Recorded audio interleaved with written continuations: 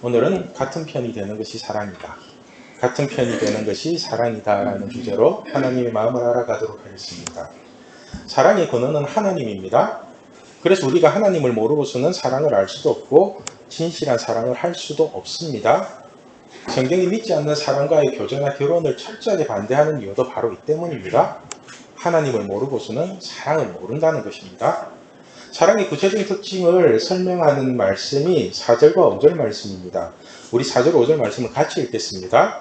사랑은 오래 참고, 사랑은 온유하며, 시기하지 아니하며, 사랑은 자랑하지 아니하며, 교만하지 아니하며, 무례히 행하지 아니하며, 자기의 유익을 구하지 아니하며, 성내지 아니하며, 악한 것을 생각하지 아니하며. 자, 하나님을 믿는 사람들의 특징이 오래 참고 온유하고 시기나 자랑이나 교만하지 않는 거라면은 하나님을 믿지 않는 사람들의 특징은 이와 반대라고 생각하면 되겠죠. 그죠? 오래 참지 못하고 온유하지 않고 서로 비교하며 시기 질투나 하고 사람을 만나면 자식 자랑이나 돈 자랑 실컷 늘어놓고 교만하고 무례하고 자기 이익만 생각하고 뻑하면 성질 부리면서 못된 짓만 골라서 하는 게 하나님을 믿지 않는 사람들의 특징입니다. 여러분, 하나님을 믿지 않는 이런 남자, 이런 여자 만나면 큰일 납니다. 그죠? 진짜 큰일 납니다. 이런 모습들이 처음부터 나오는 게 아니라 헤어지기 힘들 때 나올 가능성이 굉장히 많습니다. 우리가 토요 모임을 할 때 같이 밥도 먹고 차도 타고 드라이브도 하고 부산에 좀 경치 좋고 유명하다는 데는 웬만하면 다 구경을 하고 있습니다. 이렇게 돌아다니면서 삶 속에서 일어나는 실질적인 얘기들을 합니다. 한번 어떤 친구가 하는 말이 자기 오빠는 너무 꼼꼼하고 깐깐해가지고 오빠한테 편하게 다가갈 수가 없다는 겁니다. 그래서 제가 물었죠. 그럼 오빠의 여친 없겠네 하니까 여친이 있대요. 그래서 제가 또 물어봤죠. 오빠가 너한테 하는 행동하고 집에서 하는 행동하고 오빠야 여친한테 하는 행동이 똑같냐고 물으니까 아니래요. 전혀 다르대요. 그럼 한 몇 프로 정도 똑같니? 이렇게 물으니까 한 10%, 20% 정도밖에 안 된대요. 여러분, 무슨 뜻인지 아시겠어요? 여러분, 제가 확실하게 말하는데 모든 사람이 연애를 할 때는 이런 식으로 교제를 시작합니다. 여러분들도 어떤 사람과 친해지기 위해서는 안 좋은 모습은 싹 빼버리고 좋은 모습만 보여주려고 하잖아요. 그죠? 마찬가지로 남자든 여자든 자기의 본 모습이 10에서 20% 정도밖에 드러나지 않는 게 연애 시기입니다. 그리고 이 1, 20%조차도 어느 정도 포장이 되어 있다고 보시면 됩니다. 여러분들이 학교에서는 욕으로 시작해서 욕으로 끝나는데 그 욕을 싹 빼고 대화를 하잖아요. 저랑 대화할 때도. 그죠? 욕 거의 안 하더라고요. 토요 모임에서. 그래서 연애할 때 모습은 대부분 가짜라고 보시면 됩니다. 그런데 어느 순간 이 사람의 진심이 느껴지는 순간이 있어요. 그 사람의 진심. 진심이라고 하면은 다 좋게만 생각하는데 진심도 좋은 모습의 진심이 있고 나쁜 모습의 진심도 있습니다. 사람들이 나쁜 남자나 아니면 데이트 폭력에서 쉽게 벗어나지 못하는 이유가 그 사람의 진심을 자꾸 왜곡해서 보기 때문에 그렇습니다. 쌍욕을 하고 데이트 폭력을 하는 그 자체가 그 사람의 진심인데 그 뒤에 무릎 꿇고 눈물 흘리며 비는 모습을 진심이라고 생각합니다. 그래서 자신이 이런 사람을 품고 사랑해주면 언젠가는 변할 거라는 착각을 하고 있는 것 같습니다. 착각도 이런 착각이 없습니다. 이 사람은 자신의 이익을 위해서 철저하게 연기를 하는 겁니다. 드라마를 봐도 연기를 너무 잘해서 실제로 사귀는 것처럼 착각을 하게 만든 사람도 있잖아요. 그죠? 송중기나 송이고 그죠?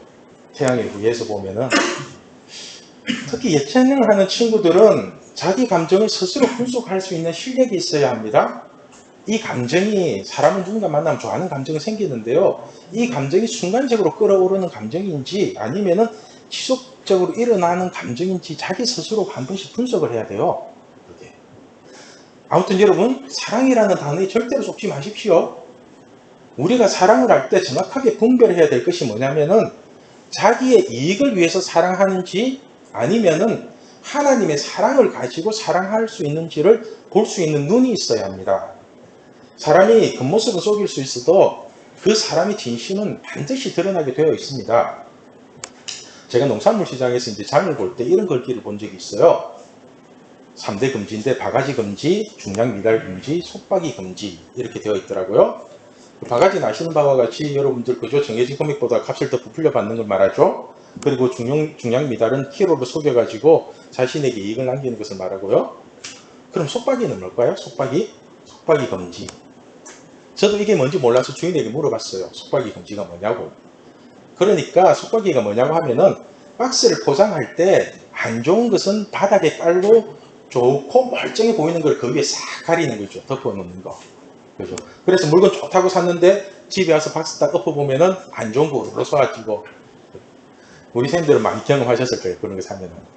이걸 속박이라고 하는데, 사람도 이런 속박이 형태의 사람들이 의외로 많습니다. 겉모습은 화려한데 속을 들여다보면은 온 천지에 뒷잔치를 하고 있는 사람들이 의외로 많아요. 벤처나 뭐 BMW 같은 거는 개인 리스가 되기 때문에 전부 다 빚으로 산 겁니다.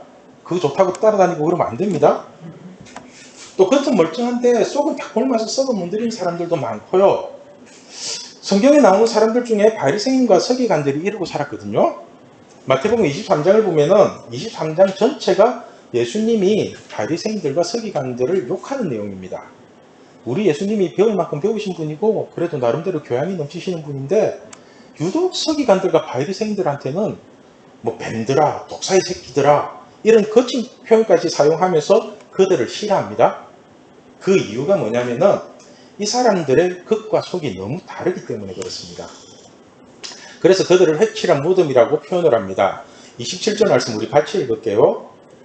화 있을진저 외식하는 서기관들과 바리새인들이여, 회칠한 무덤 같으니 겉으로는 아름답게 보이나 그 안에는 죽은 사람의 뼈가 모든 더러운 것이 가득하도다. 자, 이처럼 겉모습은 멀쩡하고 아름다워 보이는데 그 속은 죽은 사람의 뼈와 모든 더러운 것이 가득한 무덤 같은 사람이 너무나 많습니다. 그런데 이런 사람들의 특징이 뭔지 아세요? 이런 겉다르고 속다른 사람들의 특징? 바로 편을 가르는 거예요. 편 가르는 거. 누가복음 18장을 보면은 바리새인과 세리가 성전에 올라가서 기도하는 장면이 나옵니다. 그런데 바리새인이 하는 기도 소리를 들어보면은 아주 가관입니다. 10절 11절 말씀을 제가 읽을게요. 두 사람이 기도하러 성전에 올라가니 하나는 바리새인이요 하나는 세리라. 바리새인은 서서 따로 기도하여 이르되, 하나님이여 나는 다른 사람들 곧 토색 불이 간음하는 자들과 같지 아니하고 이 세리와도 같지 아니함을 감사하나이다. 여러분, 바리새인의 기도가 너무 놀랍지 않나요? 하나님이여 나는 다른 사람들 곧 토색 불이 간음하는 자들과 같지 아니하고 이 세리와도 같지 아니한 게 감사하대요. 한마디로 지 잘났다는 거죠. 기도 내용 들어보면 내 잘났어요, 내 잘났어요, 그죠? 그래서 세리 같은 죄인은 상종 못할 인간이라는 겁니다. 같은 하나님을 믿는데 같은 편이 될 수가 없습니다. 그리고 12절에 나는 일회에 2번 금식하고 또 소득의 11조를 드리나이다 하고, 일주일에 2번 금식하니까 경건 생활을 잘하고 있는 거죠. 그리고 소득의 11조를 드리니까 나름 돈도 많이 벌고 있다는 거죠. 그죠? 여러분 이런 사람 만나고 싶으세요? 죄도 안 짓고 경건 생활도 잘하고 돈도 잘 벌고 이런 바리새인 같은 사람하고 살면 행복할 거란 생각이 드세요? 아, 나 이런 사람 만나서 살면 너무 행복할 것 같아. 그런데 세리는 어떻게 기도하냐고 하면은 13절에 세리는 멀리 서서 감히 눈을 들어 하늘을 쳐다보지도 못하고 다만 가슴을 치며 이르되, 하나님이여 불쌍히 여기소서 나는 죄인이로소이다 하였느니라. 자, 여러분은 바리새인과 같은 사람을 만나고 싶어요? 세리 같은 사람을 만나고 싶어요? 겉은 멀쩡한데 속은 병들이 있는 사람? 반대로 겉은 볼품이 없는데 속은 건강한 사람? 여러분은 어떤 사람과 사귀고 싶어요? 하나님은 누구의 기도를 들으시고 누구랑 교제하셨을 것 같아요? 14절에 하나님은 이렇게 말씀합니다. 내가 너희에게 이르노니 이에 저 바리새인이 아니고 이 사람 세리를 말하죠. 이 사람이 의롭다 하심을 받고 그의 집으로 내려갔느니라. 무릇 자기를 높이는 자는 낮아지고 자기를 낮추는 자는 높아지리라 하시니라. 하나님은 세리를 의롭다 하시고 세리를 높여주시는 겁니다. 여러분, 이것이 하나님의 기준이고 하나님의 시각입니다. 우리의 중심이 온전히 하나님만 바라보면 범사가 잘 되고 강건해지기 때문에 겉모습은 언제든지 변할 수 있다는 겁니다. 그래서 하나님은 항상 우리의 중심을 보시는 겁니다. 그런데 우리 사람들은 속을 볼 수 있는 눈이 없으니까 겉모습의 화려함에 다 속아 넘어가는 것 같습니다. 결혼 상대자를 고를 때도 예수 믿는 것이 중요한 것이 아니라 직업이 무엇이며 한 달 수입이 얼마고 차는 무엇을 타고 다니고 집은 몇 평짜리 아파트에 살고 있는 게 더 중요한 것 같습니다. 이제는 이런 것들이 결혼의 기준이 되어버린 것 같아서 참 안타깝습니다. 사실 요즘 결혼 상대자들 고르는 거 보면은 백화점에 옷 고르는 거하고 비슷하죠. 그죠? 여러분 옷 살 때 어떻게 사요?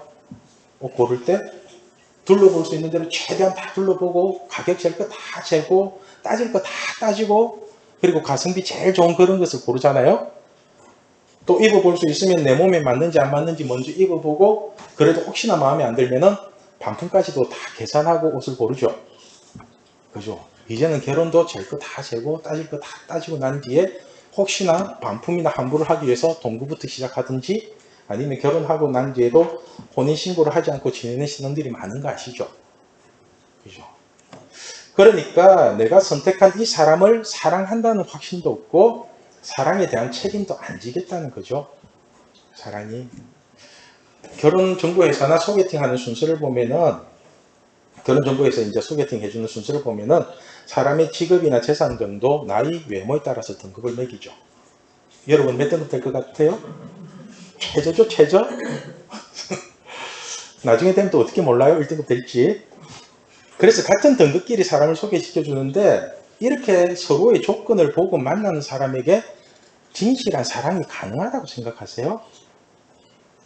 될까요? 이 사람 조건을 다 알고 이제 이렇게 선을 보면은 그죠? 조건 보는 순간 나갈까 말까부터 갈등이 생기잖아요. 여러분 어쩌다가 사랑이 이렇게까지 변질되었을까요?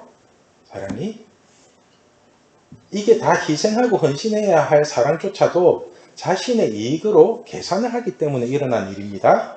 다시 말해서 사람들이 이런 행동을 하는 이유는 오직 자기의 유익을 위해서 사랑을 하기 때문에 그렇습니다.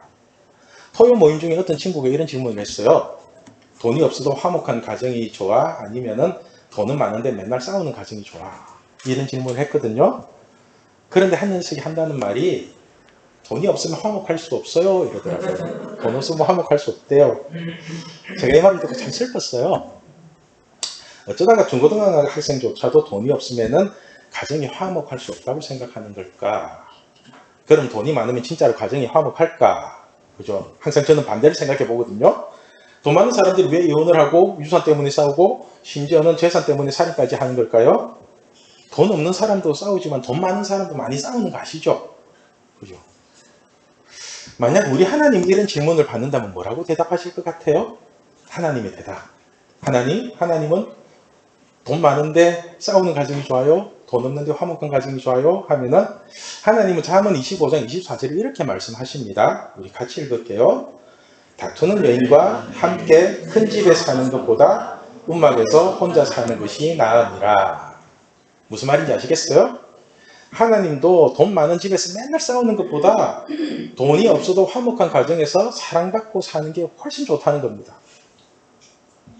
우리의 기준이 자꾸만 돈이 되는 이유는 모든 것에 자신의 손익만을 따지며 자신의 이익을 구하기 때문에 그렇습니다.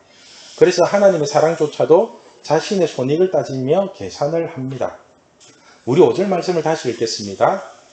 자, 5절. 사랑은 무례히 행하지 아니하며 자기의 유익을 구하지 아니하며 성내지 아니하며 악한 것을 생각하지 아니하며.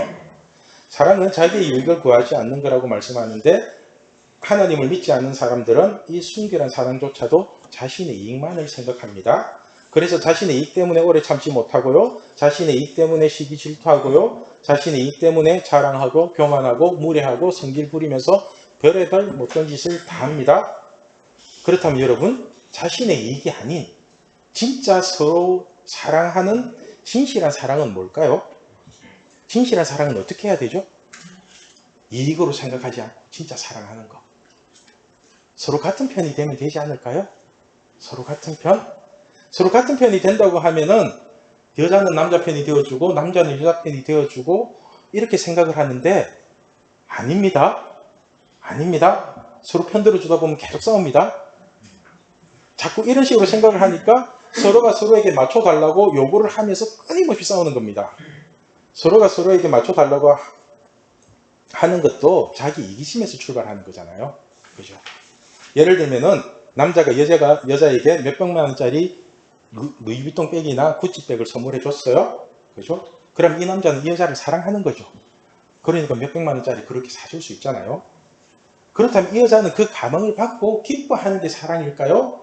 아니면은 그만큼 되돌려 주는 게 사랑일까요? 그런 생각 안 해봤어요? 남자가 이걸 사주면 사랑하면은 이 여자는 어떻게 사랑해야 돼요? 이 남자를? 뭔 말인지 아시겠어요? 서로 같은 편이 된다는 논리를 따지면 절대로 한 사람이 일방적으로 줄 수 없게 됩니다. 쉽게 예를 들면은 제가 여러분에게 아웃백을 사주는 게 사랑이라면은 여러분들도 저에게 아웃백을 사주는 게 사랑이 되죠. 그죠? 내가 여러분 사랑하니까 아웃백 사줄게 이러면 저도 전도사님 사랑해요 아웃백 사줄게 이러면은 서로 편들어주고 같은 사랑이 되는 거죠. 그런데 여러분들이 저랑 같이 아웃백을 가주는 것만이라도 사랑이 된다는 거 아세요? 같이 아웃백을 가주는 것 자체가 사랑이 되는 거예요. 왜냐하면은 여러분들은 아무리 비싸고 맛있는 걸 사줘도 꼰대나 싫어하는 사람하고는 밥 같이 안 먹죠. 같이 놀지도 않고 만나지도 않고 문자 다 쌩까고 싶고 그러니까 여러분들이 저랑 같이 밥 먹어주고 토요일 모임에 와서 같이 놀아주는 것 자체가 사랑이 되는 겁니다. 아시겠어요? 이러한 논리가 어디에서 나오냐면은 바로 하나님으로부터 오는 지혜입니다. 하나님은 100% 손해보는 장사를 사랑이라는 이름으로 하고 계십니다. 지금도. 그래서 우리가 서로 같은 편이 된다는 것은 남자 편도 여자 편도 아닌 하나님의 편이 된다는 겁니다. 하나님의 편. 요한복음 17장 22절 말씀을 우리 같이 읽을게요. 내게 주신 영광을 내가 그들에게 주었사오니 이는 우리가 하나 된 것 같이 그들도 하나가 되길 원합니다. 자, 여러분, 예수님이 우리에게 원하는 것은 예수님이 하나님과 하나가 된 것처럼 우리도 하나님과 하나가 되라는 겁니다. 하나님과 하나가 된다는 게 하나님과 같은 편이 된다는 의미거든요. 그죠? 제가 여러분이 편이 되고 여러분이 저의 편이 되면 좋을 것 같죠? 아니요. 제가 하나님의 편이 되고 여러분들도 하나님의 편이 될 때 우리 중고등부가 하나 될 수 있는 것입니다. 그죠? 왜냐하면 우리 인간에게는 공의가 없어요. 공의가 없고 자기 이익밖에 없어요. 그죠? 그래서 가장 공의로운 하나님의 말씀으로 하나가 될 때 온전한 사랑이 이루어지는 것입니다. 세상은 사랑한다는 이유로 서로 옳다고 우기면서 서로 자기 말을 들어달라고 싸우다가 결국은 헤어지는 아픔을 겪게 되는 것입니다. 오늘 말씀 제목이 같은 편이 되는 것이 사랑입니다. 여러분, 누구랑 같은 편이 되는 것이 진짜 사랑일까요? 누구랑 같은 편이 돼야 돼요? 그죠? 바로 사랑은 하나님과 같은 편이 되는 것이 진짜 사랑입니다. 하나님 자체가 사랑인데 사랑과 같은 편이 되어야 온전한 사랑이 이루어지지 않겠습니까? 오늘 말씀에 사랑은 자신의 유익을 구하지 않는 거라고 말씀합니다. 우리가 이기적이고 자신의 이익을 따지지 않기 위해서는 하나님과 같은 편이 되어야 가능한 것입니다. 자기의 유익을 구하지 않는 것 자체가 자기의 유익을 구하는 것 자체가 사랑에서 벗어난 것입니다. 사랑은 톡박 굴리며 계산으로 하는 것이 아니라 마음으로 하는 것입니다. 마음으로. 그 진실한 마음과 마음을 하나님이 직접 연결해 주십니다. 그래서 같은 편이 되게 하고 계속 하나가 되게 하죠. 그러면 여러분, 사랑에는 절대로 자신의 이익이 들어가거나 계산이 들어가면 안 됩니다. 사랑은 서로의 편이 되어주는 것이 아니라 오직 하나님의 편에 서는 것이 사랑입니다. 하나님과 같은 편이 되면 하나님 편에 서 있는 모든 사람을 다 사랑할 수 있는 능력이 생깁니다. 이것이 바로 진실한 사랑에서 오는 권능이거든요. 권능. 여러분, 하나님 자체가 사랑이며 하나님과 같은 편이 되면 진짜 사랑과 거짓 사랑을 구별할 수 있는 눈이 생깁니다. 이 눈을 가지고 진짜 아름다운 사랑을 주고받을 수 있는 우리 신앙교회 중고등부가 되면 좋겠습니다. 자, 기도하겠습니다. 이 시간 우리 하나님께 기도하면 좋겠습니다.